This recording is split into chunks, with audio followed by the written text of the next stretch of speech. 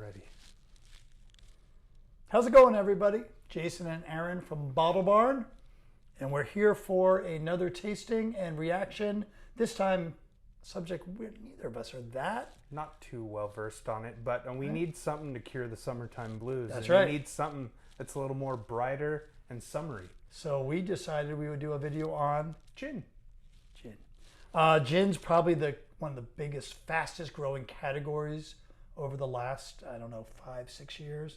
I feel like when I first started working here, you had Tanqueray, you had Bombay, you had Plymouth, and a handful of others. Yeah. Now, I don't know, how many gins do we have? There's so many on the shelf. 50, Yeah. 60, 100? Easy. 100? Easy. We just grabbed 3 things off the shelf. Where none of either of us are familiar That with at familiar, yeah. Not that familiar. I like gin. I drink Yeah. it sometimes. I find it interesting. It's one of those, it's like craft beer to me. It's so overwhelming now. There's so many styles. There's so many different things. So what we're going to do in this series of tastings is we're going to delve into as many as we can. Dive in. We're going to start with these 3. We went with Hayman's London Dry Style, figuring that's got to be classic, right? Yeah, it's That's a versatile, basic gin. There we go. Good for anything you need it for. Then we went with 2 local products. Floret, which comes from New Alchemy Distilling, one of the more popular Sonoma County distilleries.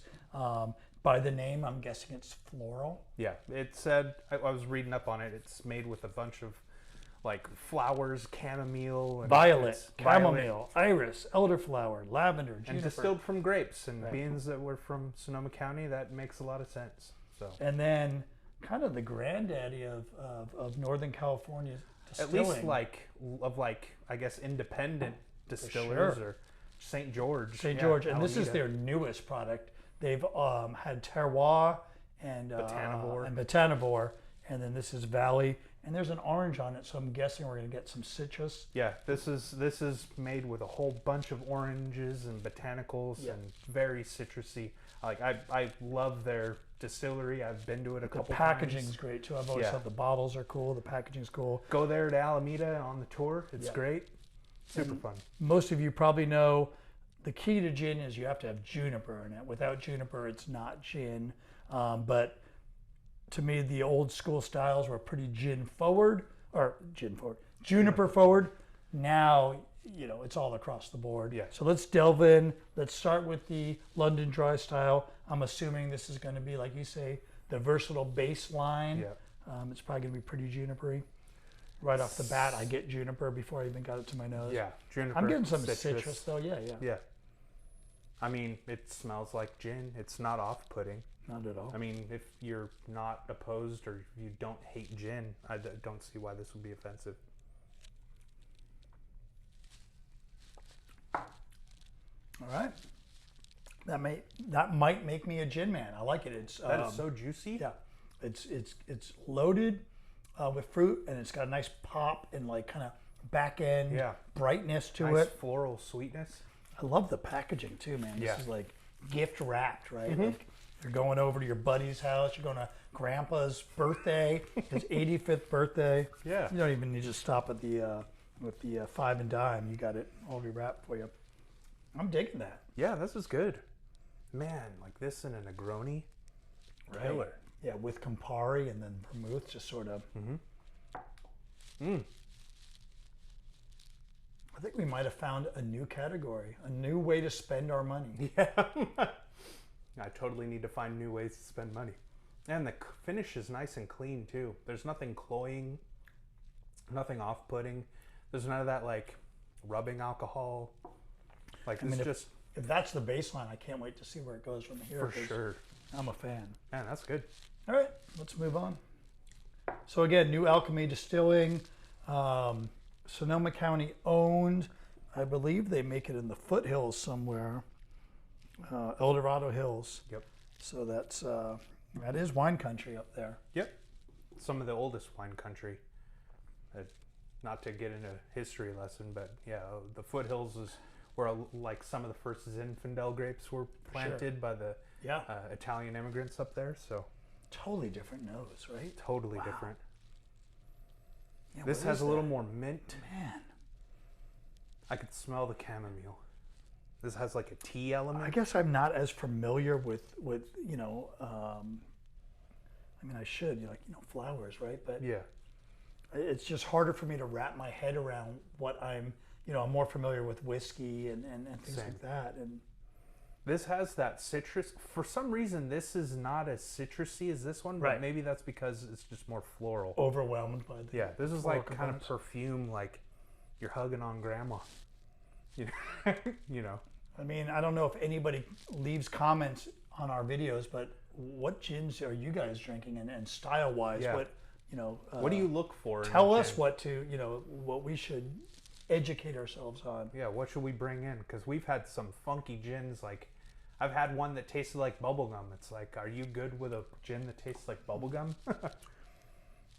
So totally different sensory experience for me. It doesn't have that that pop like this other one, but man, that's good.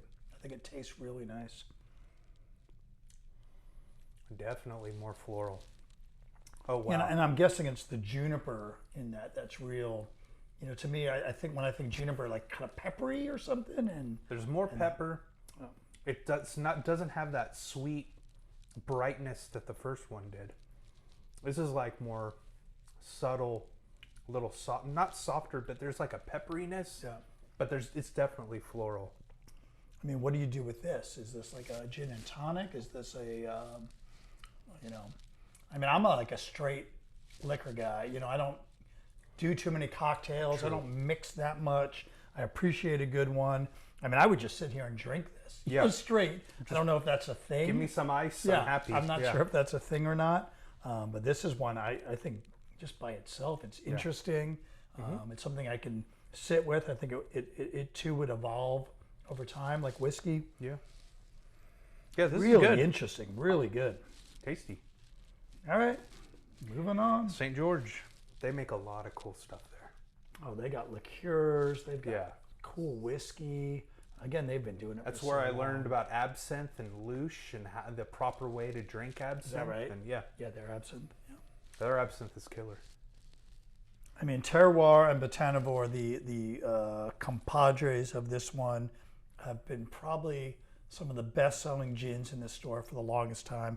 Valley's only been out, I think, since 2024. I think last year was the first. But St. George Spirits, it's legendary. Yeah. Legendary. Right off the bat, oranges. It just smells like oranges. Yeah, Like and a then whole- underneath it, I get that layer of whether it's cardamom. There's some kind of Oh, yeah. spice layer under there too. It's like, yeah, it's like when you Cumin. like when you, what is that poper? It's the pope, like how you like steep orange peels Okay, in yeah, the yeah, winter yeah, and yeah, like you yeah. boil it on, simmer it on your stove and there's like a bunch of cloves and a bunch of spices. That's what this smells like.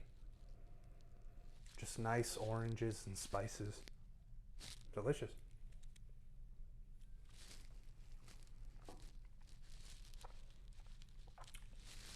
Yeah. That citrus is really out front. Boom. But I'm getting like orange blossom too. There is Yeah. a floral component to it. That just explodes with like the spritz that you get on your old fashioned. Yeah. Like it's all of the orange oil. Or you ever like The go to rind. squeeze an orange or something and you get it like just Yeah, get it in your eyes. that's this Yeah. like Yeah. just a whole bunch and you pour it in a glass. This is God, these are great, and it's like they're all gin, but so sometimes when I'm tasting bourbon or rye or something like that, you get more similarities than you get differences. Whereas this is like three same products, but three totally different experiences to me. like I want to say like vastly different. yeah, I want to say that there is something that ties them all together. Maybe it's the juniper or whatever botanicals that are needed to make gin, but there's like I think there it is is- that juniper, that kind of yeah, underlying but they're all very different. mulling spices. Is that what we were getting? Yeah, at yeah, before? mulling. Yeah. Yeah, that like you say, that potpourri, Potpourri. Of spice and fruit. It's just so orangey. I mean, I want to mix this with like orange I don't juice. want to pit them against each other because they're all so unique. Do you have a favorite style so far? Like if I said to you, okay, here's 3 different versions of gin. What are you gonna next time you go to a store and talk to a guy like us at that liquor store? Are you saying, give me something on the citrusy side, the floral side, or the classic side? What? I think for me right now, I think I'm gonna have to go with the classic Yeah. because there were some of those citrus notes that I found in this, but there's also just It is something there, about isn't it? Yeah. Yeah.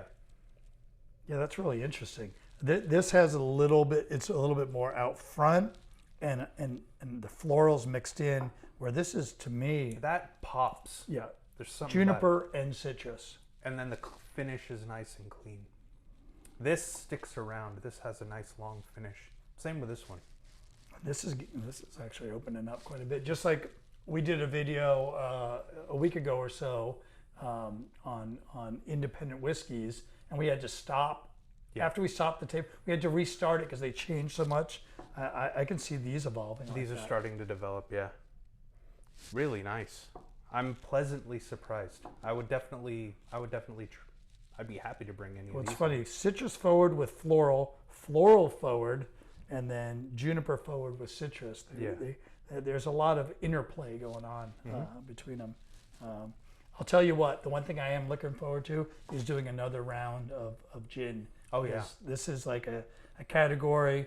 I mean, I've tried a lot of them, but I got to kind of calibrate. We need to familiarize Yeah. ourselves. So Because, we try a lot of stuff and we forget. Same with Amaro. When Yeah. we tried the Amaro a Yeah. few months ago, the 3 we picked, they're all technically Amaro, but worlds apart. I was just talking with the customer today, and we were over there in that aisle, and we were talking about it, and they kind of echoed the same thing we did. Like, I just never imagined this one was going to be so citrus forward, like the Nonino and stuff like that. Yeah. So, these things, it's almost like you got to keep going back to them over and over again. And I will say it's kind of nice that like on the package you're at least given hints Yeah. to what Sure. what area the name you're Floret, going. the fact Floret. that there's oranges on there, Yeah. and then Grandpa's This was a surprise. There's Wallpaper? no indication. Yeah, Grandpa's wallpaper. Yeah, and that's what. Yeah. Yeah. Anyways, cool stuff. I don't know what else to say. Gin. It's like this crazy category. We've got about 100 others out there at least that There's something for someone. Yeah. If you don't like gin, we probably have a gin that you might like. you might even like. You yeah. might surprise yourself. Yeah, just got to try. Thanks again. Yep.